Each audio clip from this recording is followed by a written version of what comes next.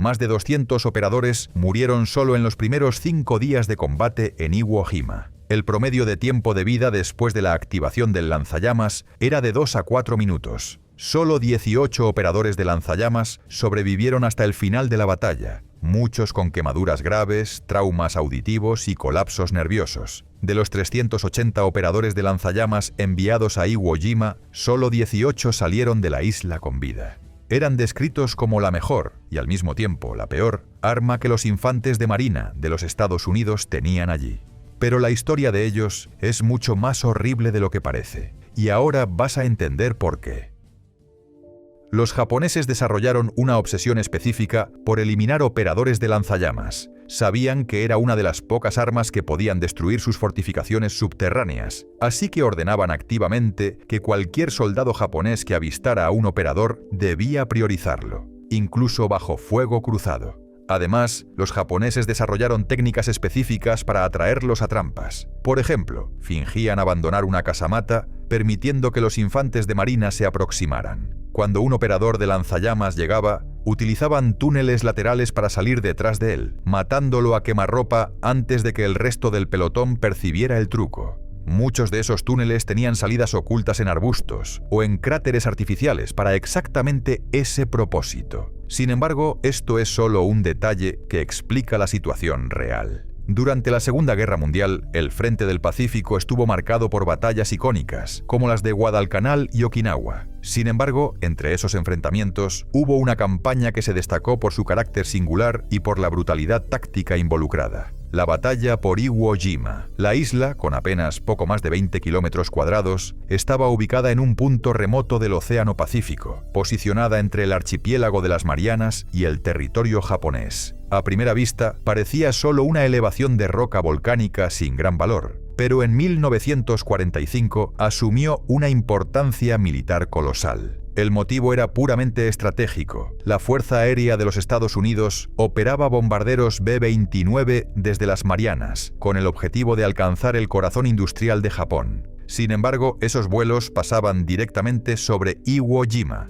lo que convertía la isla en un punto privilegiado para que los japoneses instalaran radares y destacaran cazas de interceptación. Eso amenazaba las misiones aéreas estadounidenses, comprometiendo tanto la eficacia de los ataques como la seguridad de las tripulaciones. Capturar Iwo Jima resolvería varios problemas para los aliados. Con la isla bajo control estadounidense, sería posible instalar allí una base aérea intermedia, permitiendo que cazas escoltaran a los bombarderos hasta sus objetivos, algo que aumentaría drásticamente la tasa de éxito de las misiones. Además, serviría como punto de emergencia para aviones averiados durante el regreso, salvando miles de vidas. La isla también facilitaría lanzamientos de ataques con mayor poder destructivo, pues reduciría la distancia hasta Japón. Del lado japonés, el valor táctico de la isla era igualmente reconocido. El alto mando sabía que una ofensiva estadounidense era inminente, pero a diferencia de las estrategias anteriores que involucraban enfrentamientos directos en las playas, esta vez decidieron innovar. En lugar de repetir los errores cometidos en Tarawa, Saipan y Peleliu, donde las defensas superficiales fueron obliteradas por los bombardeos navales antes incluso del desembarco aliado, los comandantes japoneses adoptaron un enfoque subterráneo. La nueva táctica preveía una compleja red de fortificaciones ocultas bajo tierra. Combinando búnkeres, túneles y posiciones camufladas, los japoneses esperaban retrasar el avance estadounidense e infligir el máximo de pérdidas posible. La lucha en Iwo Jima no sería solo una disputa por territorio, sino una demostración de lo que Japón estaba dispuesto a hacer para retardar la derrota. La isla dejaría de ser solo un punto geográfico. Se convertiría en un símbolo del sacrificio extremo y de la brutalidad de una guerra librada hasta el último hombre.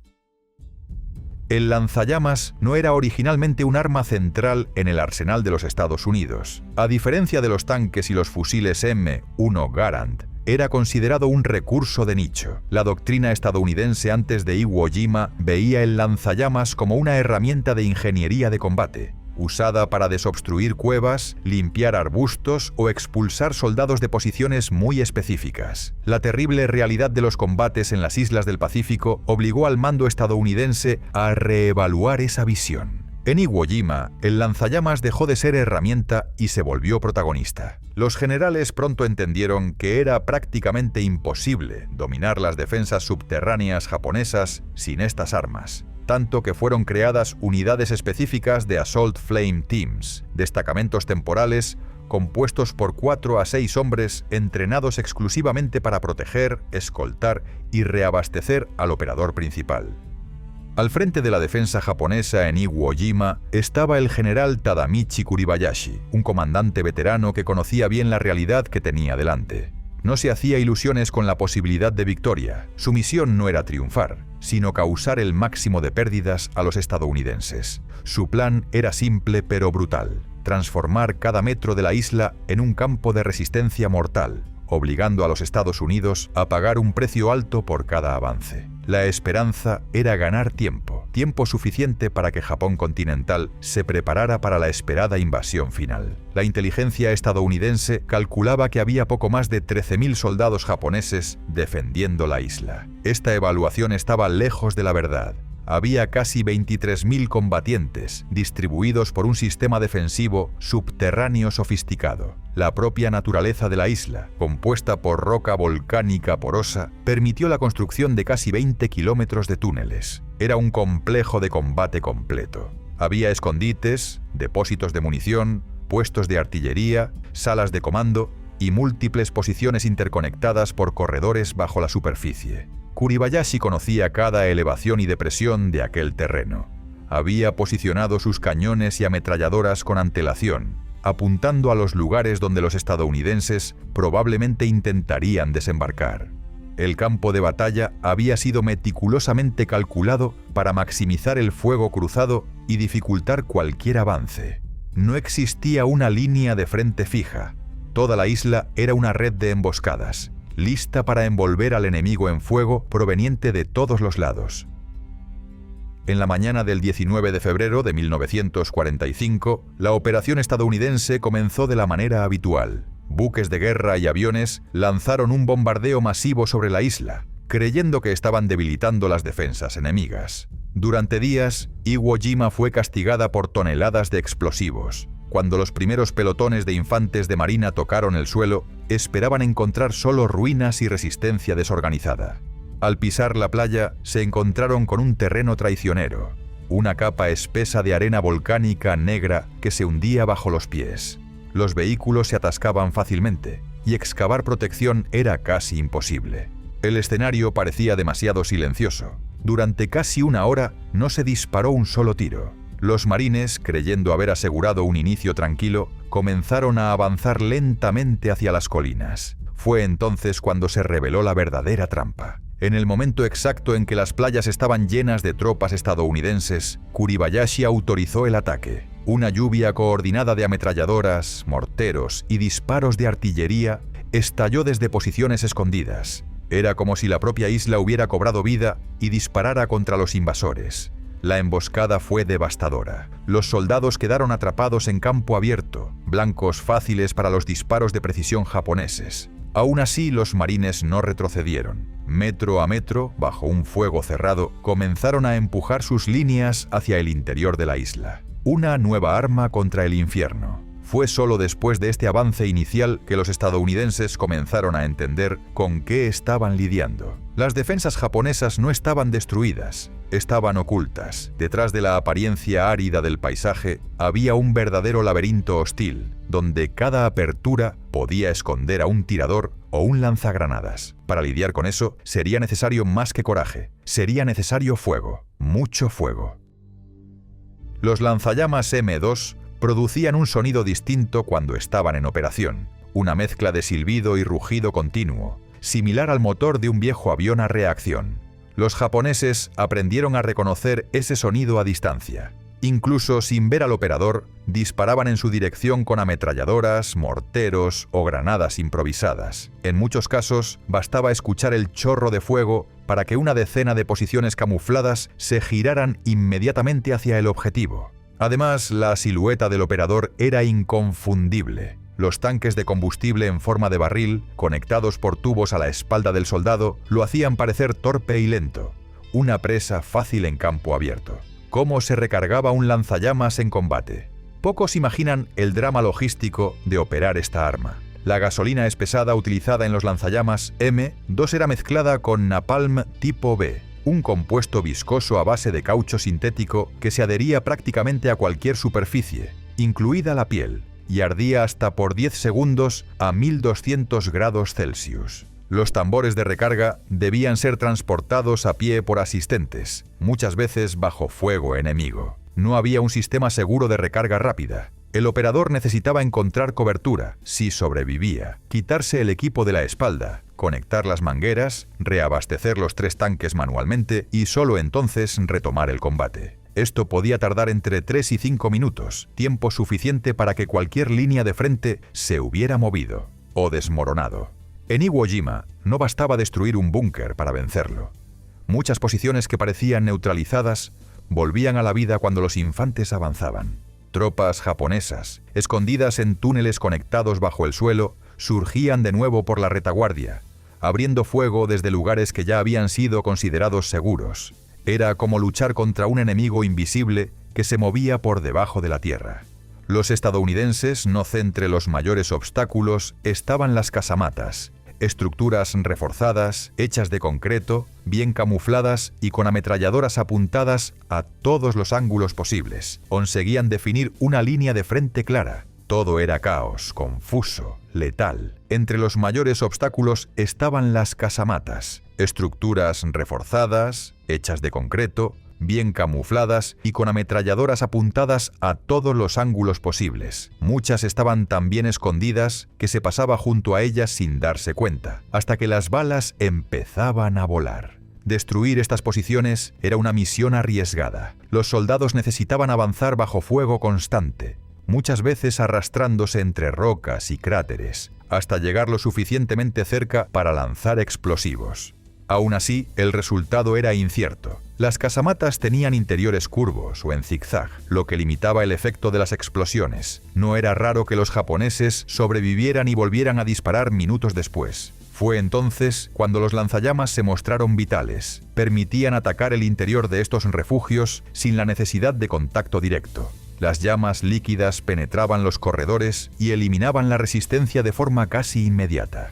Los operadores de estas armas, sin embargo, corrían un peligro extremo. Cargaban combustible en la espalda y eran objetivos preferenciales del enemigo. A diferencia de lo que muchos piensan, los operadores de lanzallamas no eran voluntarios convencionales. Muchas veces eran seleccionados por criterios físicos, fuerza, resistencia, agilidad y psicológicos. Entrenaban con equipos reales, y parte del entrenamiento incluía soportar el calor extremo irradiado por el propio chorro de fuego, que podía calentar el cuerpo del operador hasta 70 grados Celsius, incluso a corta distancia del disparo.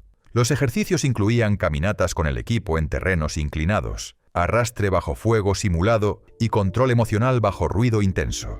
Pero ningún entrenamiento podía preparar a alguien para lo que enfrentarían en Iwo Jima, donde el terreno negro y arenoso absorbía y reflejaba aún más calor, aumentando drásticamente el estrés térmico. En Iwo Jima, los lanzallamas pasaron a ser casi indispensables, pero quienes los operaban cargaban un peso mortal.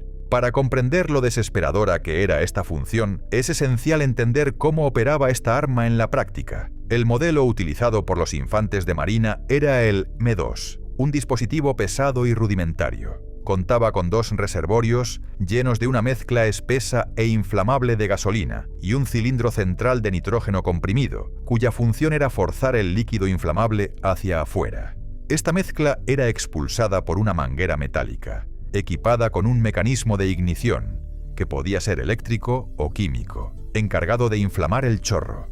A pesar de su impacto visual y psicológico, el lanzallamas tenía limitaciones severas. Su alcance útil era corto, cerca de 18 metros, y el tiempo total de fuego era de meros 7 segundos. No había espacio para desperdicio. Cada ráfaga necesitaba ser corta, precisa y letal. Era necesario acercarse peligrosamente al objetivo, abrir fuego por algunos segundos y retroceder. Todo eso bajo un riesgo extremo. El efecto de un lanzallamas era tan devastador que los soldados enemigos hacían de todo para impedir su aproximación.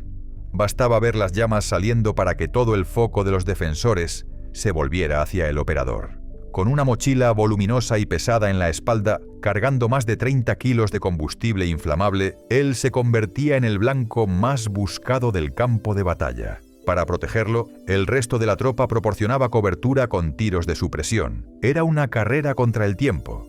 Distraer a los tiradores japoneses por el tiempo suficiente para que el operador pudiera cumplir su misión y escapar con vida. Pero en un ambiente rodeado por posiciones fortificadas y túneles ocultos, el éxito era tan incierto como la propia supervivencia. Testimonios de soldados japoneses capturados revelaron algo chocante.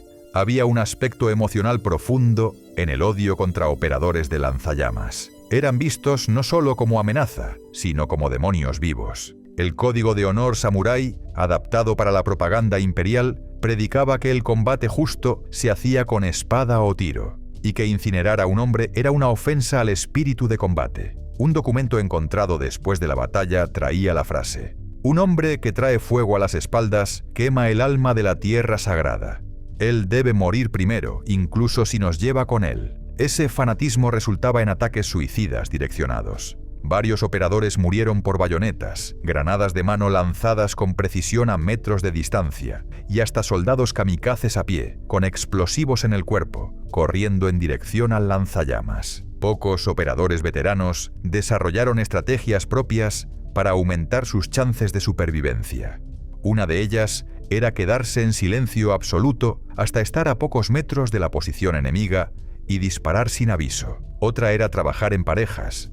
Mientras uno disparaba el Lindamatintes lanzallamas, el otro tiraba con una subametralladora o rifle de cobertura. En raros casos, operadores escondían el lanzallamas con lonas de camuflaje o lo posicionaban de lado para disimular la silueta. Pero esas estrategias tenían eficacia limitada ante el grado de preparación de los defensores japoneses. La geografía única de Iwo Jima transformaba el lanzallamas en un arma aún más peligrosa para el propio operador. La arena volcánica de la isla alcanzaba altas temperaturas bajo el sol, convirtiendo el desplazamiento con 30 kilogramos en la espalda en una prueba térmica constante. El equipo metálico se calentaba al punto de causar quemaduras incluso sin contacto con fuego.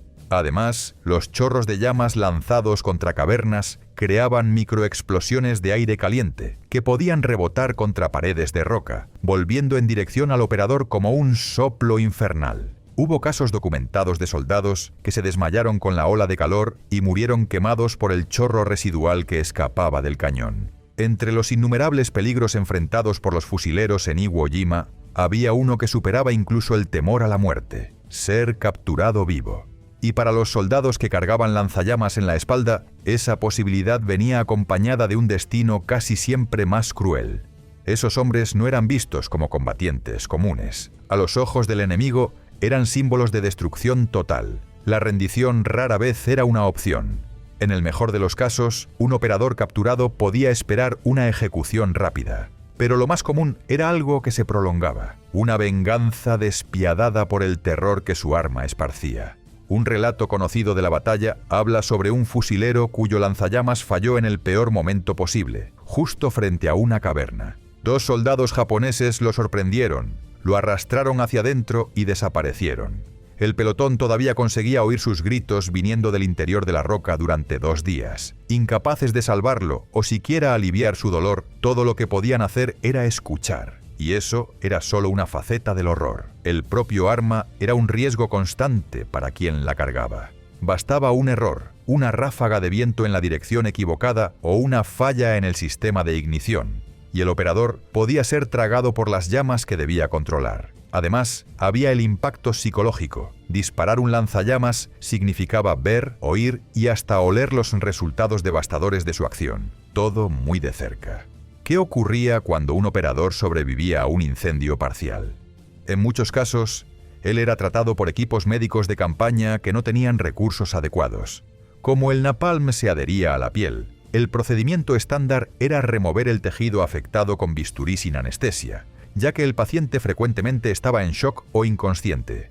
Las quemaduras de tercer grado exigían amputaciones, injertos de piel improvisados con tejido de soldados muertos, y en algunos casos hasta transfusiones de sangre hechas entre compañeros en el propio campo de batalla. Según registros del Navy Medical Corps, los operadores de lanzallamas tenían 5 veces más probabilidades de necesitar amputaciones que cualquier otro combatiente en Iwo Jima. Después de la guerra, algunos de los pocos sobrevivientes dieron entrevistas en las décadas siguientes. Uno de ellos, el veterano Jack Hurst, declaró en 1972: «Todavía sueño con el olor. No es solo carne quemada, es algo que se pega al alma. Veo las llamas saliendo de la punta y sé exactamente lo que estoy haciendo con eso». Ellos gritaban y yo veía. No hay forma de olvidar. Otro, conocido solo como Sargento Wallace, confesó que evitaba encender fogatas hasta el fin de su vida. El simple sonido del gas siendo liberado lo hacía entrar en pánico. A veces, los operadores usaban una táctica llamada wet burst. Disparaban algunos chorros cortos sin accionar el encendedor, básicamente empapando el blanco con combustible. Después seguían con una ráfaga encendida para incendiar todo de una vez. Eso aumentaba la chance de neutralizar completamente el búnker, impidiendo que alguien regresara más tarde. En espacios confinados, el chorro de llamas elevaba inmediatamente la temperatura a más de 1000 grados Celsius y consumía todo el oxígeno. Incluso si los soldados dentro no fueran alcanzados directamente por el fuego, tenían poquísimas chances de sobrevivir. Ver un lanzallamas en acción en video está lejos de transmitir la verdadera impresión de cuán alto y violento realmente era. Incluso los operadores eran entrenados a dar una respiración larga y profunda antes de disparar, pues no conseguían respirar mientras el chorro estaba activo. Iwo Jima fue escenario de la utilización masiva de los tanques Sherman modificados con lanzallamas, conocidos como Flame Tanks. Estos vehículos cargaban lanzallamas montados en lugar de la ametralladora, frontal o incluso como armamento principal, con un alcance mucho mayor que el modelo portátil, hasta 150 metros en línea recta. El impacto psicológico era tan brutal que muchos soldados japoneses se suicidaban en las cavernas antes de que el chorro de fuego los alcanzara. En un informe de la 4ª División de Infantería de Marina leemos: «Las cavernas atacadas por Flame Tanks frecuentemente se llenan de humo y silencio antes de que el fuego llegue al fondo. El enemigo ya está muerto o se ha matado. Los operadores de lanzallamas a pie avanzaban frecuentemente justo detrás de los tanques lanzallamas, para garantizar que posiciones menores y túneles laterales fueran limpiados después de la acción del vehículo. Los Flamethrower Teams actuaban en conjunto con soldados cargando explosivos TNT o cargas de demolición, conocidas como Satchel Charges. La táctica era simple y aterradora. El operador de lanzallamas expulsaba fuego en la entrada de la caverna.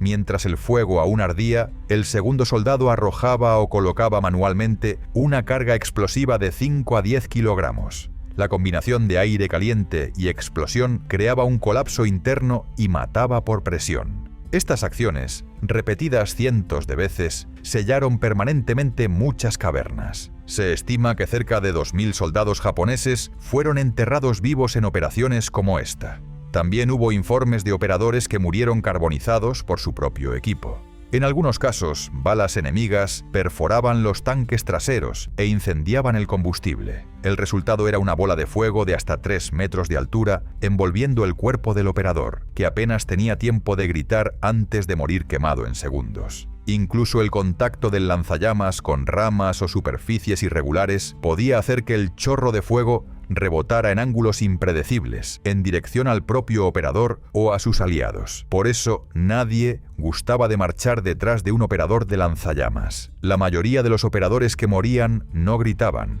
no por valentía, sino porque el calor quemaba las vías respiratorias antes de que pudieran emitir un sonido. Un chorro directo de lanzallamas a 2 metros de distancia podía carbonizar la cabeza y el torso de un ser humano en menos de 4 segundos, literalmente secando la piel antes de la muerte. Los informes de infantes de marina que presenciaron estas escenas describen el olor como aceite quemado, mezclado con cabello derretido y cuero chamuscado. ¿El motivo? El impacto psicológico. De acuerdo con memorandos internos del Departamento de Guerra de Estados Unidos, imágenes de cuerpos de operadores carbonizados eran retenidas por el sector de censura para evitar caída de moral entre los reclutas y familiares. En una nota escrita en marzo de 1945, un oficial del US Army Signal Corps escribió: Sus cuerpos no parecen humanos, parecen esculturas de carbón en posiciones retorcidas. Mostrar esto al público sería un error devastador. Muchas de estas imágenes solo salieron a la luz décadas después, a través de archivos desclasificados. Algunas cavernas japonesas fueron diseñadas específicamente para reflejar y redirigir, que llevaban a cámaras huecas. Cuando el chorro de llamas era disparado allí, el fuego se acumulaba, quemaba oxígeno, pero no alcanzaba al enemigo real, escondido en compartimentos adyacentes. Después de que el operador se retiraba, pensando que había limpiado la posición, los soldados japoneses emergían por otro túnel. En medio del caos, los infantes de marina comenzaron a crear versiones improvisadas del lanzallamas. Usaban mangueras comunes de vehículos, tambores de combustible cortados e incluso piezas de aviones caídos para montar sistemas rudimentarios de disparo de gasolina con fósforo. Estas armas artesanales tenían un alcance aún menor, pero servían para ataques rápidos contra cuevas y agujeros de tiro. Era común que un pelotón cavara la arena con palas, montara un lanzallamas improvisado y lo usara una sola vez antes de abandonarlo. Los japoneses rápidamente aprendieron a identificar y emboscar a los operadores de lanzallamas. Algunas de las tácticas específicas incluían caminos de tiro cruzado premarcados. Un operador que entraba en cierto corredor era inmediatamente alcanzado por tiradores en posición elevada. Explosivos amarrados a hilos de fricción conectados al tanque del lanzallamas. El propio movimiento del operador activaba el gatillo, haciendo explotar el combustible en su espalda. Trampas de combustión inversa. Trincheras falsas con gasolina colocada en el suelo, activada por una chispa o granada japonesa cuando el estadounidense se acercaba con el lanzallamas. En una emboscada documentada por la Tercera División de Infantería de Marina, 4 operadores fueron asesinados en menos de 60 segundos, víctimas de disparos sincronizados de francotiradores japoneses que tenían la misión exclusiva de matar a hombres con tanques en la espalda. Los lanzallamas fueron una de las pocas herramientas que realmente funcionaron en Iwo Jima. Aún así, con tasas de mortalidad tan altas, los infantes de marina necesitaban algo que pudiera llevar esa arma a la batalla con un poco más de protección y capacidad. Fue entonces cuando llegaron los tanques. Estos eran los tanques lanzallamas Sherman M4A3R3 modificados. En lugar de un cañón principal, fueron equipados con un sistema de lanzallamas. Por fuera parecían Shermans normales, hasta que disparaban. Ahora transportaban cerca de 1.100 litros de combustible espesado y podían lanzar llamas 3 veces más lejos que el M2, hasta unos 90 metros. Estos tanques lanzallamas operaban en coordinación con la infantería y tanques regulares. Pero como los lanzallamas manuales, en cuanto abrían fuego, toda la línea del frente se concentraba en ellos. Y llevar cientos de litros de combustible dentro de una caja de metal no era exactamente algo que los tripulantes de tanque encontraran interesante. Como si ya no tuvieran riesgos suficientes. Después de la batalla, los estadounidenses encontraron documentos en el cuartel general japonés en Iwo Jima con instrucciones explícitas para identificar y matar a operadores de lanzallamas, clasificándolos como objetivos de prioridad absoluta. Uno de los fragmentos decía: «Cuando veas la espalda de un demonio con 3 tanques, sabe que es el azote de nuestro pueblo. No permitas que respire». Esto demuestra que los operadores no eran solo una amenaza militar, eran objetivos simbólicos para los japoneses, representando la destrucción del imperio subterráneo de Kuribayashi. A pesar del papel decisivo, los operadores de lanzallamas rara vez fueron homenajeados con medallas o reconocimiento. Muchos ni siquiera sabían los nombres unos de otros, pues la rotación era tan alta que cada 2 días el operador de un pelotón era reemplazado por otro recién entrenado. En 1995, en el 50º aniversario de la batalla, un pequeño grupo de veteranos erigió una placa no oficial en memoria de los operadores. Decía: «Aquellos que cargaron el infierno en la espalda y lo liberaron con las manos, que nunca sean olvidados». Un estudio de posguerra. Investigadores japoneses que entrevistaron a sobrevivientes de Iwo Jima después de 1945 observaron un patrón curioso. Los soldados que enfrentaron lanzallamas desarrollaban un tipo específico de aversión al calor intenso, incluso décadas después. Algunos relataban crisis de pánico en días calurosos o durante baños calientes. Un informe de la Universidad de Tokio, publicado en 1965, acuñó el término Shakunetsu Shogai, trastorno por calor abrasador, describiendo síntomas de ansiedad, sudoración excesiva, alucinaciones térmicas y desmayos. Este trastorno fue directamente vinculado al recuerdo del fuego continuo de los lanzallamas estadounidenses. El uso de lanzallamas también causaba efectos secundarios en soldados del propio lado estadounidense. Asfixia por humo. Soldados que avanzaban detrás del lanzallamas en cuevas poco ventiladas podían desmayarse debido al humo de napalm que se acumulaba. En al menos 38 casos registrados, infantes de marina fueron confundidos con enemigos y alcanzados accidentalmente por llamas de tanques Sherman, al aparecer cubiertos de hollín o cenizas de explosiones. Combustión secundaria. El fuego esparcido por napalm podía alcanzar equipos inflamables, municiones, raciones con alcohol sólido, radios, creando incendios imprevistos en la retaguardia. A pesar de todo, los operadores de lanzallamas fueron decisivos para la victoria estadounidense en Iwo Jima. Se estima que más del 30% de las muertes japonesas directas fueron causadas por lanzallamas, ya fuera por fuego o por colapso de estructuras tras la incineración. Sin embargo, su memoria quedó al margen. En ceremonias oficiales, rara vez eran homenajeados directamente. La imagen del soldado libertador prefería al infante de marina con bandera, no al hombre con fuego en la espalda. Fue solo a partir de los años 2000 que asociaciones de veteranos comenzaron a destacar el papel vital y sacrificial de estos hombres. Si crees que este video te aportó de alguna manera, suscríbete al canal. Que Dios bendiga a todos y hasta pronto.